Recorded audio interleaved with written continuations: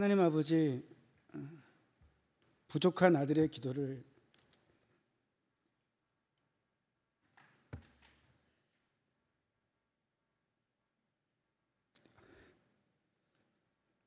늘 성실하게 들어주시고 매일 응답하시는 그 하나님을 사랑합니다. 그리고 이 교회가 하나님의 전이며 하나님의 영광이 나타나는 성전임을 감사합니다. 이 교회에서 제가 성장했고 예수 그리스도를 주와 시인했고 이 교회에서 하나님의 엄청난 큰 복을 받았습니다. 하나님, 이 시간 저에게 주신 복이 하나님의 영광이 이 교회 가운데 하나님의 영광으로 나타나기를 소망합니다. 그리고 하나님의 영광 그 자체로 우리의 믿음이 성장해서 우리가 구원받고 하나님의 영원한 천국잔치에 들어갈 수 있도록 우리의 영혼을 힘있게 해주길 소망합니다. 감사를 드리며 존귀한 예수 그리스도의 이름으로 기도했습니다. 제가 실은 기도했습니다. 어떤 기도했냐면요, 우리 아버님 어머님 좀 살아계실 때 좀 앞에 많이 쓰고 싶다. 왜냐하면 아버님 어머님이 그걸 기뻐하시기 때문에 혼자 기도를 했어요. 조 목사님께 전화 부탁을 드릴 수도 있었는데 한 3주 정도 전에 하나님, 제가 서울 순복음교회에서 좀 불러줬으면 좋겠어요. 이렇게 기도했는데 조 목사님께서 그때 딱 3주 후에 연락이 오셨더라고요. 실제로 제가 2시에 예배 참석하는 것은 거의 불가능한 일이거든요.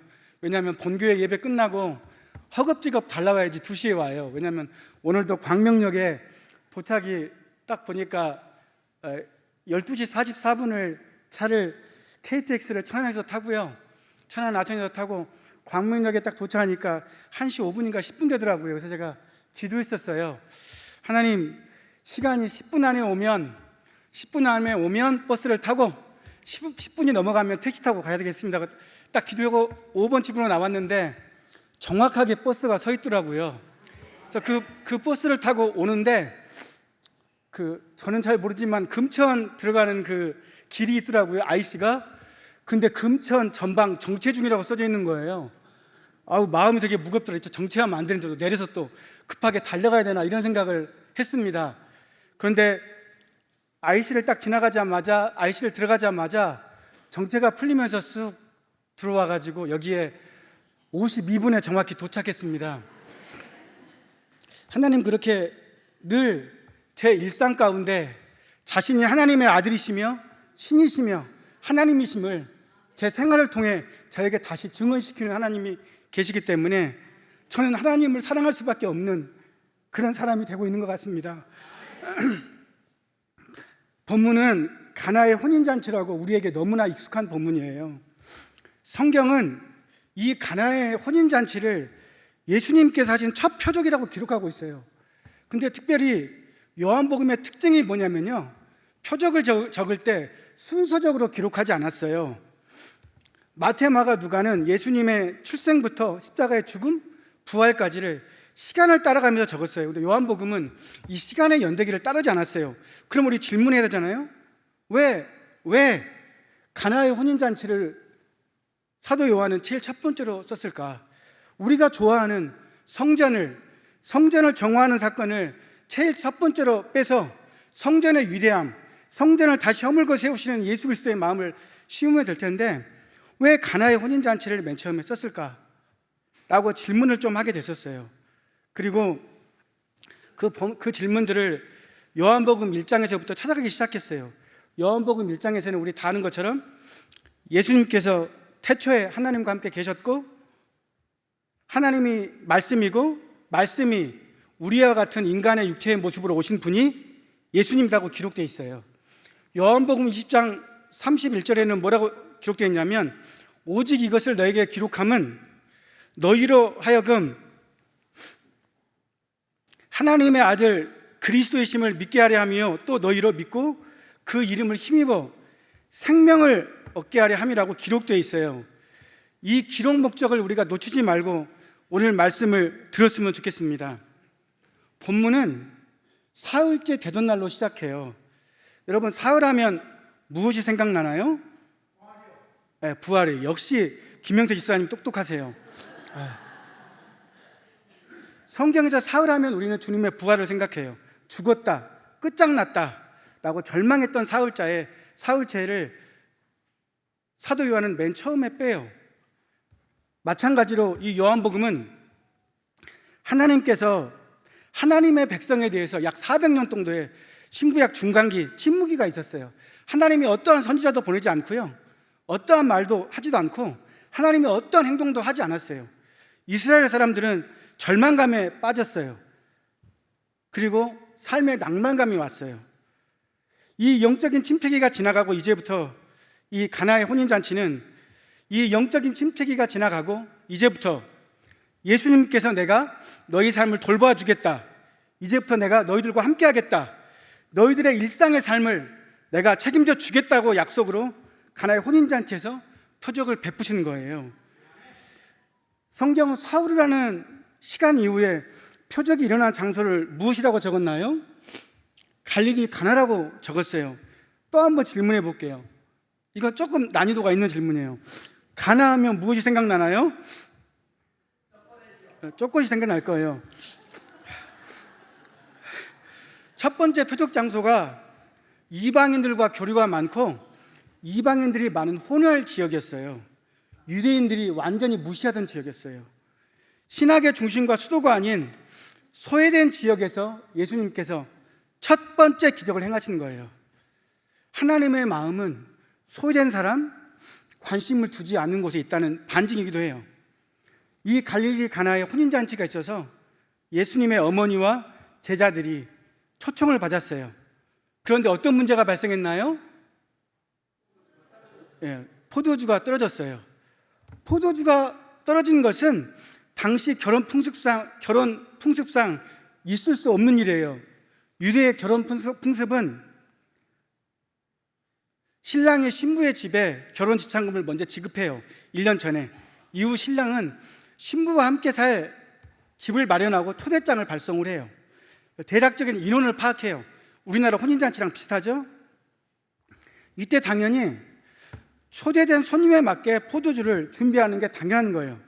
그런데 오늘 본문에서와 같이 일주일 정도 진행되는 혼인잔치에서 포도주가 떨어지는 말도 안 되는 일이 발생했어요. 혼인잔치에 포도주가 떨어졌으면 어떤 현상이 일어날까요? 어떤 의미가 담겨 있을까요? 이것은 손님들을 보고 음식 다 먹었으니 집에 가라는 뜻인 거예요. 혼인잔치를 개최한 주인도, 혼인잔치를 준비한 연회장도, 신랑도 모두 당황스러운 상황이었어요. 도대체 인원은 몇 명 되었을까요? 몇 명 되었을까요? 본문 6절에 유대인의 정계례식을 따라 두세 통 드는 항아리 6개가 놓여있다고 기록되어 있어요. 물 두세 통 드는 돌 항아리라는 표현에서 돌 항아리는 평균 50리터로 추정돼요. 그럼 50곱하기 6 하면 300리터잖아요. 사람이 보통 손 씻는 기준이 평균 1.5리터가 들어간대요. 그러면 약 200명 정도가 되는 거예요. 이 200명의 손님들이 모두 포도주가 떨어져서 집에 돌아갈 상황에 처한 거예요. 이 상황에서 오늘 우리는 200명의 손님들과 잔치의 주최 측이 어떻게 이 문제를 해결하는지 살펴보도록 하겠습니다. 첫 번째 타입은 성경 본문에는 없지만 진상 타입이에요. 혼인잔치에 와가지고 행패를 부려서 잔치에 흥을 깨는 사람이에요. 이 진상 손님은 잔치에 흥에 참여하지 않을 뿐더러 잔치가 제대로 진행되는 것을 방해해요. 예식 중에 신랑 신부를 욕하기도 하고요, 비판하기도 합니다. 그리고 혼인잔치에서 크게 소리내어 떠들어서 예식 진행을 방해하기도 합니다. 혼인잔치에 와서 음식 투정을 하는 사람이 이 부류에 속하겠죠. 오늘 이 가나의 혼인잔치에서 진상 손님은 한 명도 없었습니다. 오늘 이 예배에도 한 명도 없죠? 네. 두 번째 타입은 혼인잔치 참여 그 자체가 목적인 손님입니다. 방관자 타입입니다. 신랑 신부 부모님께 인사만 드리고 식사와 포도주를 마시는 데만 집중하는 사람입니다. 제가 결혼식 가면 그런 일 많이 합니다. 얼굴만 비치고 주변 일에는 관심이 별로 없어요. 오로지 결혼식에 참여해서 즐기겠다는 자신의 목적에만 관심 있는 사람이에요. 옆에 포도주가 떨어져 가는데도 주인이나 연회장이 알아서 하겠지라는 식으로 그냥 방관합니다. 자신이 무엇인가를 하려고 노력하지도 않습니다. 자신이 손님이기 때문에 대접을 받아야 한다는 강한 논리를 가진 사람이에요. 본문에는 마리아, 예수님, 그리고 제자들, 하인들을 빼게 되면 200명에서 한 20명이 제되니까 약 180명의 사람들, 즉 90%가 이 부류에 속합니다. 오로지 자신이 먹고 즐기는 것에만 관심이 있어요. 마지막 항아리에 포도주가 떨어졌을 때, 그때서야 포도주가 떨어졌다는 사실을 알게 되고 포도주가 떨어진 것에 대해서 굉장히 불평하는 사람들이 이 부류에 속합니다. 현대 교회는 이런 방관자 타입이 갈수록 늘어나고 있습니다. 우리 모두는 처음에 교회에 올 때 손님으로 들어와요. 이사에 와서 교회에 출석했거나 지인의 소개로 우리 교회에 출석했습니다. 모든 것이 낯설죠. 그리고 누군가가 다가오면 신상에 대해서 물어볼까 봐 예배가 마치면 잽싸게 빨리 나갈 수도 있습니다. 그렇게 한두 해 지나갑니다. 이 중 어떤 사람은 처음에 교회에 와서 자신을 알아주고 먼저 인사해주고 섬겨주는 모습에 감동해서 교회 예배 활동에 참여하기도 할 것입니다. 그런데 딱 여기까지입니다. 마치 교회의 손님처럼 계속 손님으로 머물러 있습니다. 철저한 구경꾼입니다. 교회에 어떤 문제가 발생해도, 성교회에 어떤 문제가 발생해도 관심을 갖지 않습니다. 오로지 교회 예배에만 출석을 둡니다. 이외에는 어떠한 활동도 하지 않습니다. 누군가 봉사를 요구하면 못 들은 척하고 지나가거나 여러 이유로 거절합니다. 200여 명의 손님 중에는 신랑의 아버지, 어머니의 가족 또는 친척과 친구, 또 연회장과 친한 사람들, 신랑의 친구들도 포함됐을 것입니다. 특히 옆집에 사는 사람은 이 집에서 포도주를 얼마나 준비했는지도 충분히 파악 가능했을 것입니다. 옆집 사람들 또한 같은 동네 사람들이 십시일반으로 자신의 집에 있는 포도주를 가져올 생각 자체도 하지 않습니다. 이 혼인잔치와 직접적으로 또는 직감적적으로 관련된 사람들조차 포도주와 음식을 먹으면서 흥겨운 놀이를 하면서 포도주가 떨어져 간다는 사실을 알지 못했습니다. 알았다 하더라도 모두 눈을 감아버렸습니다. 포도주가 떨어져 가네라고 생각하며 지나쳤습니다. 어느 누구도 포도주를 공급하려고 노력하지 않았습니다. 슬픈 현실입니다. 요즘과 같은 시대에는 교회에 이런 손님으로 출석하는 것이 가장 편합니다. 세 번째 타입은 문제를 해결하려는 주인의식을 가진 손님입니다. 문제 해결을 위한 방안을 제시하는 사람입니다. 본문의 예수님의 어머니 마리아입니다. 포도주는 혼인잔치에서 반드시 필요한 물품입니다. 마침내 포도주가 떨어졌습니다. 예수님의 어머니 마리아는 포도주가 떨어져 가는 것을 유심히 지켜보았거나 포도주의 항아리 개수를 알고 있었는지도 모릅니다. 나사렛과 가나는 약 6km 정도 되는 거리입니다. 그리고 하인들에게 마리아가 명령한 것을 보면 어느 정도 주인과 친분 관계가 있었다고 우리가 판단할 수 있습니다. 마치 원로 목사님과 사모님께서 교회 초창기 때 누구네 집 숟가락 숫자와 밥그릇 숫자를 알듯 오늘 주인집의 포도주 항아리 개수를 알고 있었는지도 모릅니다. 마리아는 주인이 아닌데도, 연애 책임자도 아닌데도 문제 해결에 적극적으로 행동합니다. 포도주가 없으면 혼인잔치는 끝납니다. 그리고 손님들은 모두 자신의 집으로 돌아가고 주인과 신랑, 연회장, 하인들 모두 혼인잔치도 제대로 준비하지 못한 무성의한 사람들이라고 수치를 받게 될 상황입니다. 동네의 망신거리와 조롱거리가 될 상황입니다. 마리아는 주인과 손님, 마을 공동체 모두를 위해 이 즐거운 혼인잔치가 이렇게 끝나는 것을 원하지 않았습니다. 그래서 마리아는 연회장이 아닌 예수님께 요청합니다. 왜요? 그 짧은 시간에 이 많은 사람들을 위한 포도주를 공급할 수 있는 방법은 오로지 예수님밖에 없다고 믿었기 때문입니다. 마리아는 예수님께 포도주가 떨어졌다고 말합니다. 아이들이 엄마, 옷이 떨어졌어요 라고 하면 무슨 뜻이에요? 옷을 사달라는 뜻입니다. 엄마, 신발이 떨어졌어요? 그러면 무슨 뜻일까요? 네, 신발 사달라는 표현입니다. 예수님께서, 아버지 되신 예수님께서 이 마리아 요청을 들었습니다.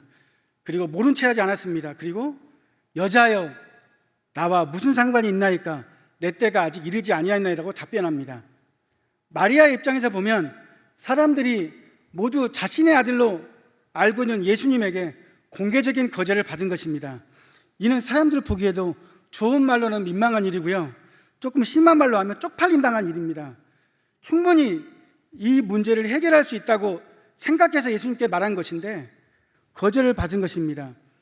예수님은 한술 더 떠서 어머니 마리아에게 여자라는 호칭을 사용했습니다. 마치 아들이 어머니에게 영광씨 이렇게 부르는 거랑 똑같습니다. 그러나 이 호칭은 마치 아들이 담임 목사이면 가정에서는 아들이지만 교회에서는 자신의 어머님을 권사님으로 공식적으로 호칭하는 것과 같은 동일하게 이해해야 합니다. 여자애라는 호칭은 지난 30여 년간 하나님의 아들로서의 정체성을 까먹었었는데 다시 한번 생각나게 해주는 호칭이었습니다. 예수 그리스도가 하나님의 아들임을 다시 한번 마리아에게 불러주는, 각인시켜주는 새로운 용어였습니다. 예수님께 거절을 받았지만 마리아는 예수님께서 하나님의 아들임을 인정하고 예수님께서 무엇을 하든지 그대로 하라고 하인들에게 명령합니다. 마치 우리가 문제 해결을 위해서 누군가에게 부탁했는데 거절을 받았을 때 네, 잘 알겠습니다. 그런데 혹 여력이 되시면 저를 도와주세요 라고 같은 편으로 마리아가 행동한 것입니다. 마리아는 이제 하인들에게 너희들에게 무슨 말씀을 하든지 그대로 하라고 명령합니다. 이 말은 마리아가 할 말이 아니라 주인이나 연회장이 해야 될 말입니다. 이 마리아의 요청에 주님은 물을 쉽게 맛볼 수 없는 명품 포도주로 바꾸셨습니다. 마리아는 예수님께서 하나님이심을 증언한 첫 번째 표적의 통로가 된 것입니다. 이러한 영광이 예수도 여성교회 회원들에게 일어나기를 축원드립니다. 네 번째 타입은 실제로 문제를 해결하는 타입입니다. 문제 해결자입니다. 예수님께서는 포도주가 떨어졌다는 사실을 마리아로부터 들었습니다. 그리고 자신의 때는 십자가에서 죽으심이 자신의 때임을 분명히 마리아에게 말씀하셨습니다. 예수님의 입장에서 보면 십자가의 죽음이라는 자신의 때와 어머니의 요청, 혼인잔치에 참여한 공동체의 생활의 필요가 충돌이 일어난 상황이었습니다. 마치 우리의 가정의 필요와 교회의 필요, 하나님의 필요가 충돌이 일어난 경우가 같습니다. 결론적으로 예수님은 자신의 궁극적 사명만을 위해 사람들의 생활 속에 일어난 작은 요청을 거절하지 않으셨습니다. 예수님께서는 십자가의 죽음이 자신의 분명한 때였지만 예수님이 하나님의 아들임을 알게 되고 자신이 죽게 되면 부활을 증언해 줄 새로운 사람이 필요했습니다.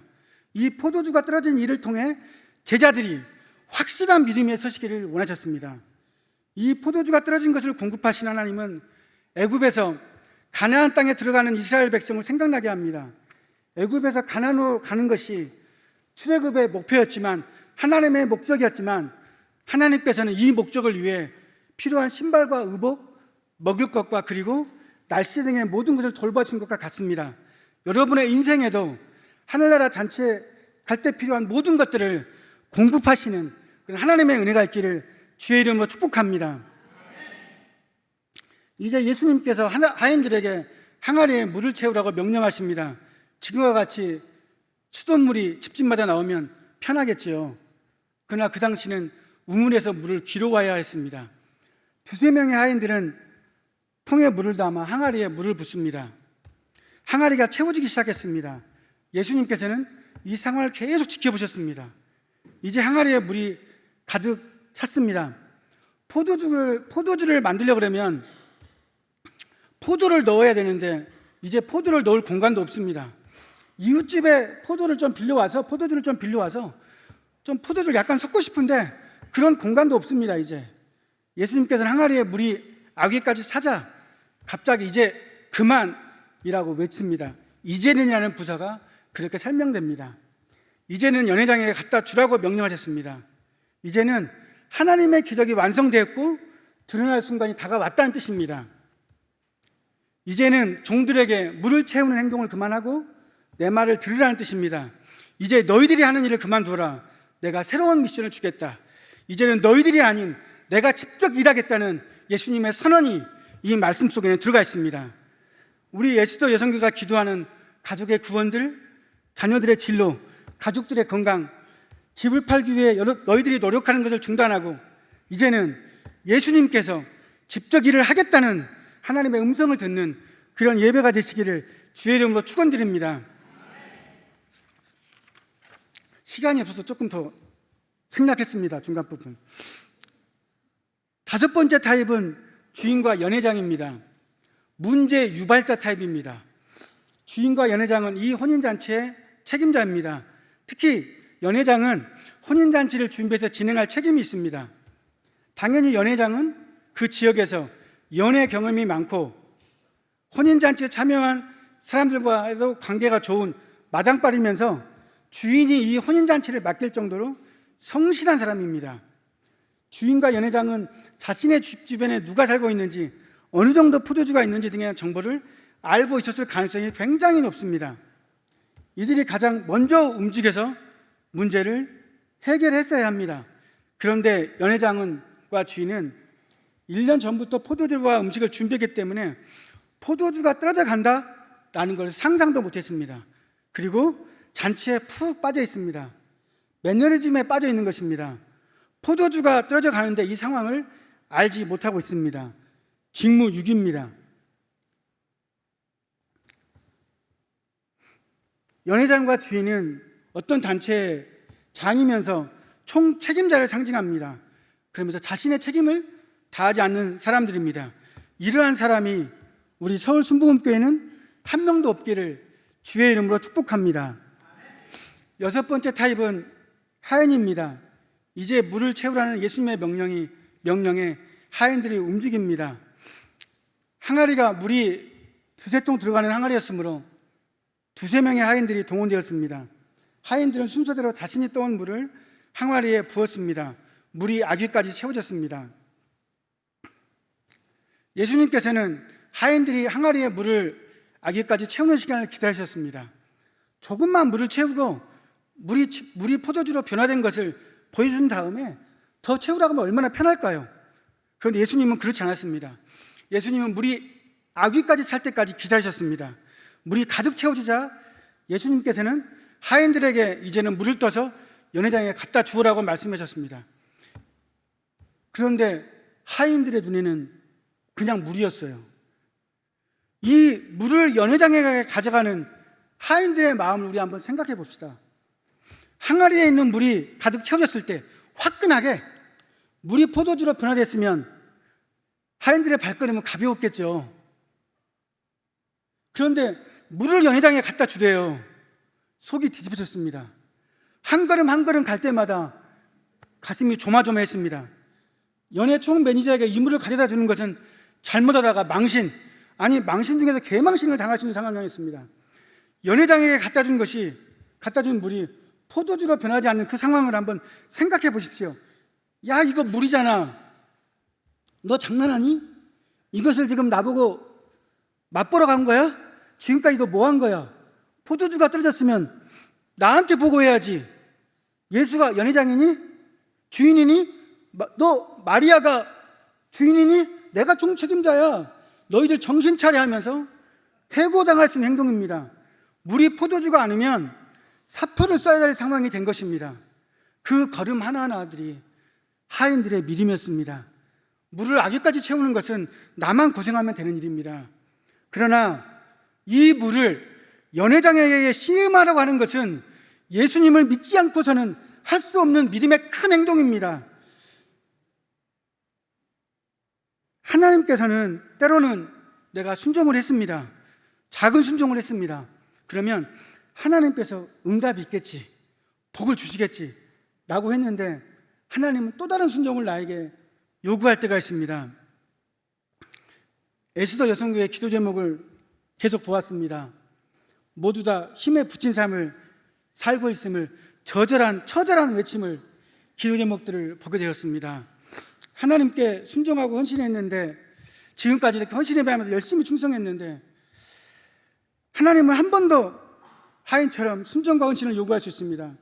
이때는 연회장에게 자신의 삶을 걸고 물을 떠간 하인의 마음처럼 끝까지 예수님을 믿으십시오. 그 믿음으로 여러분들은 물이 아닌 하나님께서 만드신 명품 포도주의 비밀을 알게 될 것입니다. 하나님을 섬기는 맛을 느끼게 될 것입니다.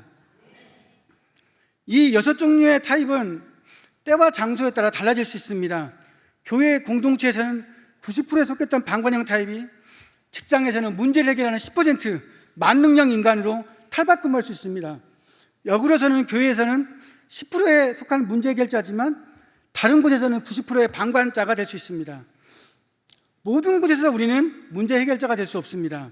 그러나 단 한 곳은 방관자 타입으로 있어서는 안 될 곳이 있습니다. 바로 가정입니다. 특별히 저와 연령대가 같잖아요. 미덕자매 같죠? 같죠? 네, 연령대가 같다고 가정합시다. 오늘 본문처럼 다른 사람의 혼인잔치에 참여했는데 포도주가 떨어진 것은 다행이에요. 그런데 나의 가정에 꼭 있어야 할 포도주가 떨어졌다면 우리는 난처한 상황에 빠지게 됩니다. 포도주가 떨어진 것 문제뿐만 아니라 쌀도 떨어지고 돈도 떨어지고 건강도 떨어지고 자녀들이 시험에 떨어지는 등 여러 가지 문제가 동시다발적으로 우리의 삶을 어렵게 만들 수도 있습니다. 그러나 회원 여러분들의 가정은 방관자로 있을 것이 아닙니다. 문제 해결의 제시자가 되거나 문제 해결자가 되어야 합니다. 더 이상 근데 의지할 것도 없습니다. 포도주가 떨어지면 혼인잔치가 끝나듯 여러분이 아프면 가정의 기쁨이 깨질 것 같은 어두움이 내 속에 몰려올 수 있습니다. 내 힘이 없어지면 아들, 자녀, 남편의 기쁨이 사라질 수 있습니다. 이때 마리아처럼 한번 말씀해 보세요. 계속 말씀해 보세요. 주님, 저 몸이 아파요. 주님, 저 힘이 떨어졌어요. 주님, 믿음이 떨어졌어요. 라고 한번 말씀해 보세요.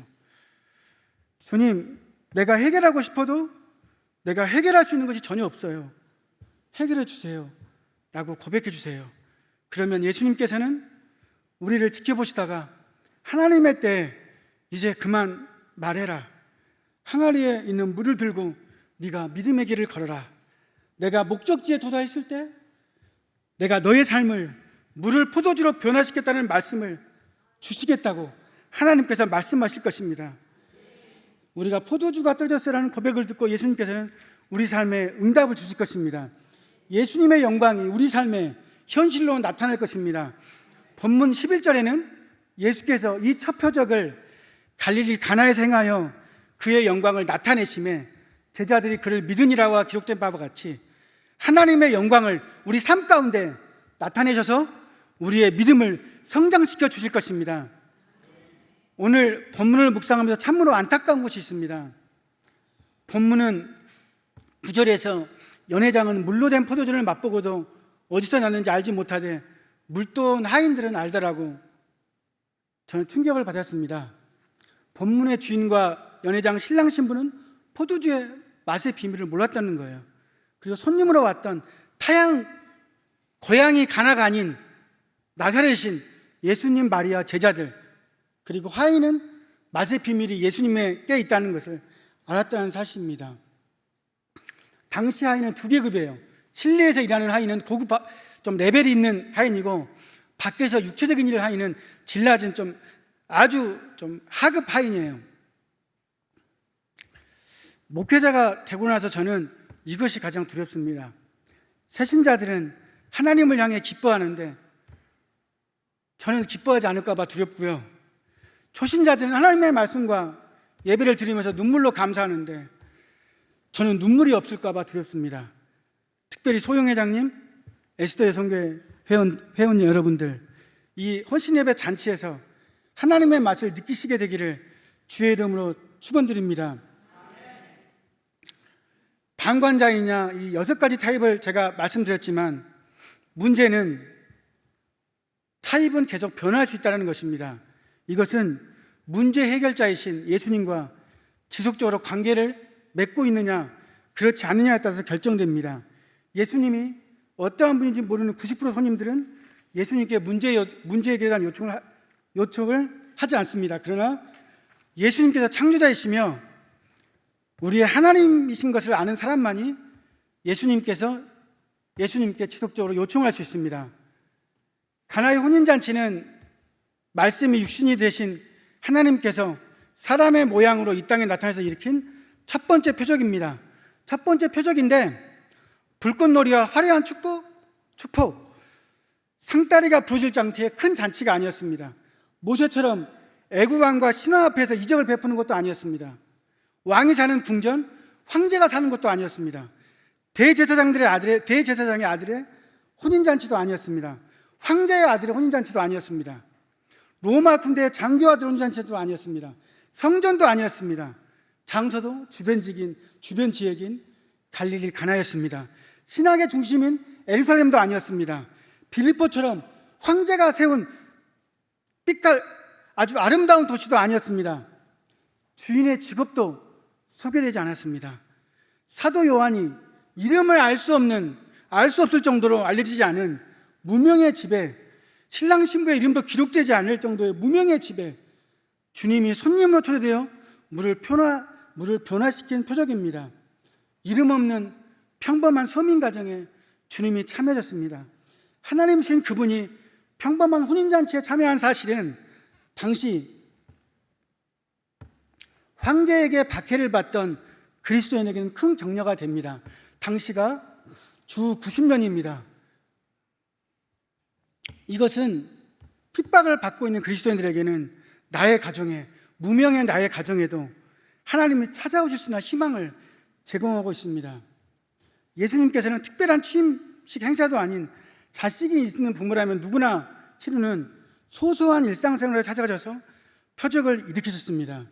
예수님께서는 일상의 삶에서 우리의 문제를 해결하심으로 우리가 날마다 매 순간마다 예수님께서 하나님의 아들이며 하나님이신 것을 날마다 경험하는 것을 원하십니다. 일상의 삶에 찾아오신 예수님을 기록한 요한복음은 당시 신에 대한 대혁명입니다. 로마에서는 황제를 신 또는 신의 아들이라고 부릅니다. 요한복음을 작성할 당시 황제는 도미티아 누스였습니다. 그는 자신을 신격화했고 주요 하나님이라고 부르게 만들었습니다. 기독교인들은 당시 왕의 지시를 거부했습니다. 그 일로 많은 사람들이 순교했습니다. 핍박을 당했습니다. 빌립도 이 시기에 순교당했습니다. 이 시기에 사도 요한은 예수님이 하나님의 아들이다, 참 신이라는 사실을 기록합니다. 이러한 시대에 사도 요한은 이렇게 외칩니다. 너희들이 하나님이라고 부르는 황제는 화려한 궁, 대제사장, 로마 황제나 원로원, 로마 관리들만 만나지만 우리가 믿는 예수님은 무명의 혼인잔치도 참여하시는 하나님이시다. 너희들이 신이라고 부르는 황제는 우리에게서 세금을 강탈해 가고 우리가 황제를 하나님이라고 부르지 아니하면 우리를 잔인하게 부르는 신이다. 그러나 우리가 믿는 예수님은 포도주가 떨어졌을 때 포도주를 공급해 주시는 하나님이다. 우리의 예수님은 우리의 삶을 채워주시는 분이시지 우리의 것을 빼앗아가는 그런 신이 아니다. 우리가 믿는 하나님은 우리의 삶을 채우시는 하나님이십니다. 너희 황제는 명품 브랜드를 입고 명품 보소로 치장하고 프리미엄 아파트에 살면서 자신의 명령에 복종하지 않으면 우리를 죽이는 신이다. 그러나 우리가 믿는 하나님은 알려지지 않는 지역, 홀대받는 지역의 무명의 혼인잔치에 참여하시는 분이시다. 그리고 우리의 삶의 기쁨을 충만하게 만드시는 분이다. 우리의 삶의 풍성함을 채우신다는 전혀 다른 신관을 제시합니다. 우리가 살아가는 삶의 현장에서는 손님으로 다양한 형태로 존재할 수 있지만 우리가 인생의 주인으로 반드시 한 손님을 모셔야 할 손님이 있습니다. 이제 끝나갑니다. 길어서 죄송합니다. 우리가 주인인 우리 인생에서 이제 받아들여야 할 손님이 있습니다. 요한계시록 3장 20절에는 볼지어다 내가 문 밖에서 두드리니 누구든지 내 음성을 듣고 문을 열면 내가 그에게 들어가 그와 더불어 먹고 그는 나로 더불어 먹으리라고 기록되어 있습니다. 예수님은 이 땅의 주인임에도 손님으로 방문하셨습니다. 그리고 이제 예수님은 나의 인생은 내 것이라고 외치는 우리의 인생에서 문을 두드리고 계십니다. 예수님께서는 소외된 갈릴리 지역의 무명의 혼인잔치를 찾아오신 것처럼 예수님께서는 아무것도 내세울 수 없는 우리 인생의 무명의 인생에 손님으로 문을 두드리고 계십니다. 문을 열라 면제야, 문을 열어라 주연아, 문을 열어라 소영아, 수진아, 은경아, 내가 너희의 인생에 들어가 살고 싶다 라고 손이 부서지라고 문을 두드리고 계십니다. 이제 예수님과 나를 받고 있는 마음의 문을 열어보십시오. 그러면 가나의 혼인잔치에 참여하신 주님께서 여러분의 인생에 참여하시고 개입하셔서 여러분의 삶을 기쁨의 잔치로 만들어 주실 것입니다. 아니, 이 땅에서 즐거운 잔치가 끝나더라도 하늘나라의 혼인잔치에서 주인 되셔서 우리를 손님으로 초대하실 것입니다. 가나의 혼인잔치에서 포도주를 마시고 맛있는 음식을 주셨던 주님이 이제 영원한 하늘나라에서 혼인잔치를 여시기 위해 신부인 우리를 신랑의 집인 하늘나라로 데려가시기 위해 오실 것입니다. 우리는 어떤 타입의 손님입니까? 어떤 타입의 부류에 속합니까? 지금은 방관자이지만 하나님께서 마리아처럼 사용할 수 있으며 마리아처럼 사용받으시다가 여러 가지 원인으로 우리는 방관자가 될 수 있습니다. 사업체가 어려워져서 교회에 오기 어려울 수 있습니다. 젊었을 때는 마리아처럼 교회의 문제 해결을 위해 적극적으로 나섰지만 나이가 들어서 쇠약해져서 교회에 오시기 어려운 분들도 있을 것입니다. 자연스럽게 방관자로 살아갈 수 있습니다. 그러나 낭망하지 마십시오. 우리 모두는 하나님의 혼인잔치에 이미 초대를 받은 초대장을 소유한 사람입니다. 마리아의 수고로 하인들의 순종으로 예수님께서 물을 포도주로 변화시켜줘서 흥겨운 혼인잔치가 되게 하신 것처럼 우리 교회 공동체에도 또 다른 마리아들이 나와서 우리 공동체의 기쁨을 이어가게 하실 것입니다. 하나님의 그분은 혼인잔치, 일상생활에서 자신을 나타내셨습니다. 그리고 그 생활 깊숙한 곳에서 포도주를 채우셨습니다. 일상에 나타나셔서 일상의 필요를 채우시며 우리의 믿음을 도우시는 하나님, 이 하나님이 우리의 예수님이십니다. 일상을 살아가면서 기도하면서 응답받는 것 자체가 예수님이 하나님의 아들이며 하나님이시다는 사실을 증거하는 우리 삶의 표적입니다. 일상이 하나님을 경험하는 표적이 되시기를 주의 이름으로 축복합니다. 기도하시겠습니다. 하나님 아버지, 우리가 어떤 타입의 손님이며 어떤 부류의 사람인지 우리 자신은 무엇이라고 정의를 내리지만 하나님이 보시는 관점은 또 다른 관점으로 우리를 보실 것입니다. 하나님, 우리가 속한 교회 공동체에서 하나님 마리아처럼 하나님께 순종함으로 하나님의 표적의 영광이 나타나는 통로가 되는 삶을 살기를 원합니다. 일상의 혼인잔치에 찾아가신 하나님, 이 시간 우리들의 생활에 찾아오실 주님을 우리가 기대합니다. 그리고 일상에서 우리의 필요를 채우시며 그 채우시는 하나님이 하나님의 아들임을 증거하는 표적임을 우리에게 알려주시길 소망합니다. 이 모든 것을 감사드리며 존귀한 예수 그리스도 이름으로 기도드렸습니다. 아멘.